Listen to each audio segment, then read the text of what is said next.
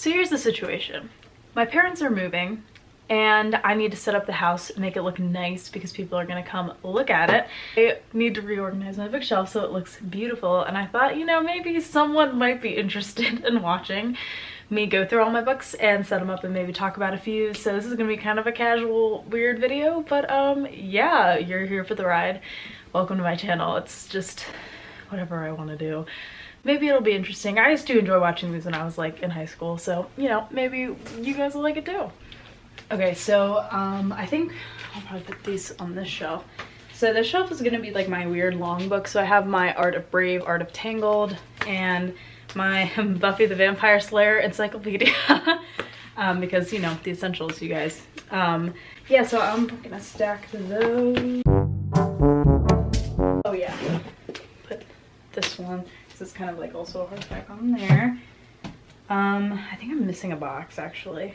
Okay, so I found the rest, the other box. So this little guy, which I'm gonna place right over here, that is a doll which I was given when I played Little Red Riding Hood and Into the Woods when I was in middle school. And then this book here is actually by my godfather's father, I believe.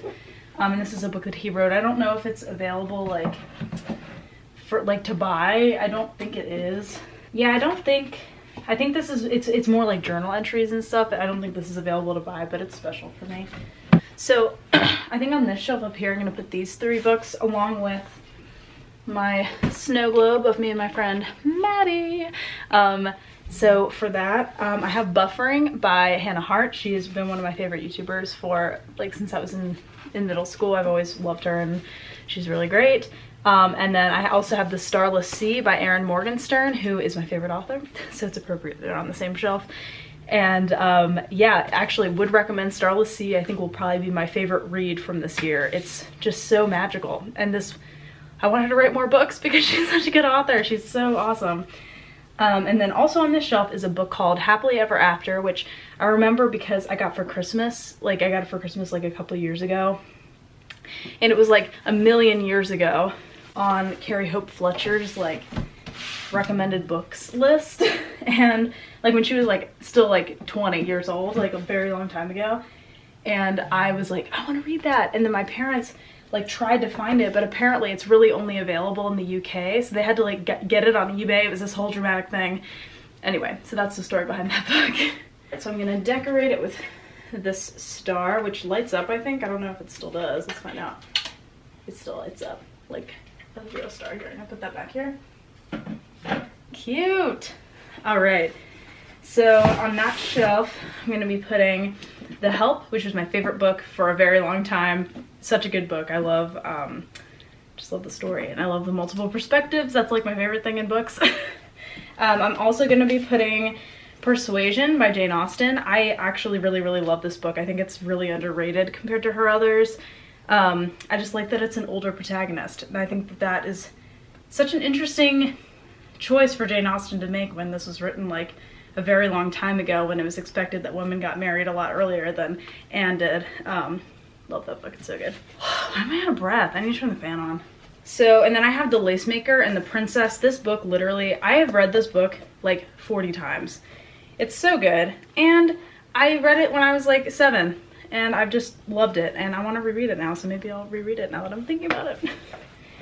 I have The Handmaid's Tale without a book jacket, because the book jacket is back in my apartment at school. R.I.P. But it's okay. This is a good book. If you haven't read The Handmaid's Tale, the hype is worth it. It's really, really good.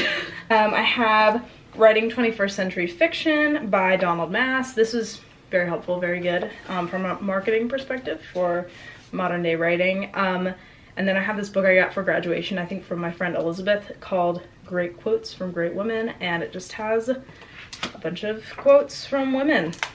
So that's pretty cool. I forgot, the other one that needs to go on the shelf is The Girl Who Could Fly, which is another one that I loved when I was little.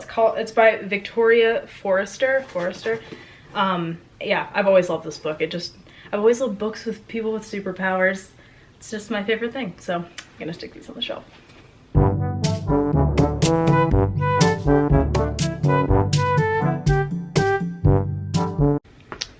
All right, next next we're gonna do, I have like a sort of like Wizard of Oz themed shelf because I was obsessed with the Wizard of Oz as a child. Still am. I love it. So I have this really beautiful classic edition of the Wizard of Oz that I got for 25 cents at like a book fair a long time ago, and I just love, like, look at that. It's so beautiful.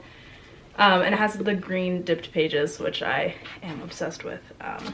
It's very cool. And so I'm gonna actually, I'll have this one like,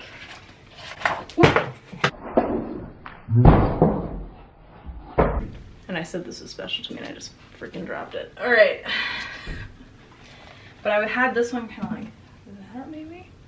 Actually, I'll put it here. Let's put it here. Got that one there, and then I put my, I have, you know, the classic Singers Anthology. You know, anyone in musical theater knows what those are. I have the keyboard book and also the bel canto, the vocal book. You know, singing, Wizard of Oz, same category for me, so we're just gonna put those in here. All right, so I believe here, I think I'll probably put, I have like some Harry Potter books. I wanted to just keep it to the hardback books because, again, with showing the house, you want to show off the nicer books, and so I just kept these. I just made a video about Harry Potter. I don't think I need to tell you what they are. That's the 4th, 6th, and 7th book. And I also have a stuffed Hedwig to put there, but he's downstairs. So for now, it's gonna be this pork. There we go, cute. He's basically Hedwig. All right, so for the next one, so we have the 2 sequels to the Mysterious Benedict Society. The first one, I don't know why it's not on here, but maybe I should just get the first one and put it on here. I'll figure that out later. But this is one of my favorite series. If you are a kid who feels like you're an outcast in any way, this book is for you because it makes you feel really special and good.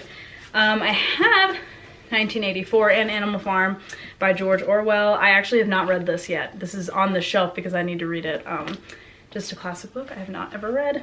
And then I have this really torn up copy of Frankenstein. It's even taped because the spine broke, but yeah, this is my favorite book that I read in high school. I read it my sophomore year. And yeah, my English teacher, well, you know that I'm BFFs with my English teacher from high school, you guys. But yeah, we've remained good friends, and so this book means a lot to me just because of our friendship that we've had since my graduation. So that's kind of cool. I feel like it's missing something. So this next shelf is a little bit of a mix. We got My Drunk Kitchen by Hannah Hart.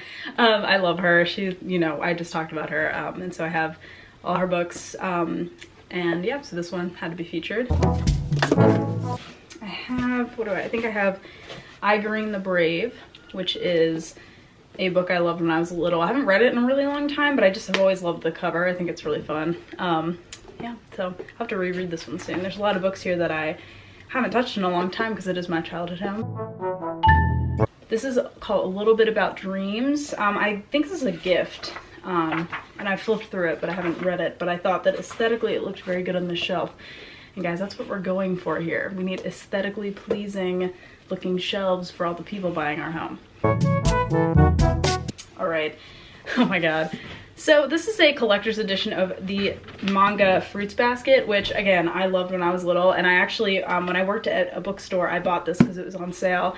And I was like, I need to relive my childhood. And I love the collector's edition because it has like these lovely illustrations in it, which is really cool. But yeah, I always loved this series and the, you know, the different characters, you know what I mean? The Zodiac animal thing. Yeah, it was just cute, you know, it's fun, it's good. And we have The Name of the Rose by Umberto Eco. I talked about this in my 2019 books that I read. I thought it was fine. I think that the author very much took a lot of this book and like made it like his pedestal for like talking about philosophy and proving to the reader how much he knew about it rather than it being from the character. That's just my opinion. But let me know if you've read this book and you have specific thoughts. So I'm gonna do these 3. This is The Bell Jar, one of my all-time fave classics. More Than This by Patrick Ness, which I really, really enjoyed, and Dante's Inferno. Oh no. Goes here. Sense and Sensibility. I love this book. It's my favorite Jane Austen book, so that is going to be featured, of course. I have 604 Things to Write About. And I've always loved this. It's been a great inspiration for me. I have The Artist's Way by Julia Cameron, which would definitely recommend if you are an artist in any field. This book helped me out a lot. And then I have Fun Home by Alison Bechdel, which is one of my all-time fave books. This is definitely a very unique autobiography. Definitely check it out. There's also a musical based on it. But yeah. I think I'm at liberty to do whatever I want now. I have the Wrinkle in Time trilogy. I'll just put this one here. We have that, and then we have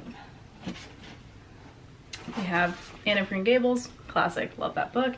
And Jane Eyre, which actually this is checked out of my university library, but I never got to return it because of everything going on. So here I have 1 Million Lovely Letters by Jodi Ann Bickley. Here I have 1 Million Lovely Letters by Jodi Ann Bickley. The King's Broad Arrow by Catherine Goodwin Tone, which is actually written by one of my friend's mothers. And then Beloved by Toni Morrison. Dune and the Little Princess. Couldn't really get any more different, but I'll probably put The Little Princess with the childhood classics. And then Dune, you can go right here. Very good. Trapped, I believe this is a book. It's based on a true story. It's about the 33 miners that got stuck underground in the Chilean desert and ended up surviving. It's really neat, and this is actually a signed copy. That's it. There's my decorated bookshelf for all the people coming to look at my house. Hope you enjoy. I got my lovely star here. It's very fun. Yeah, well, thanks for, tuning in and enjoying this video and this bookshelf tour. I feel like I'm bending down a lot here on me. Yeah, I hope you enjoyed, and you'll definitely see this in the background of future videos for a little while, so that's pretty cool, and I'm glad you joined me today, and I'll talk to y'all soon. Bye!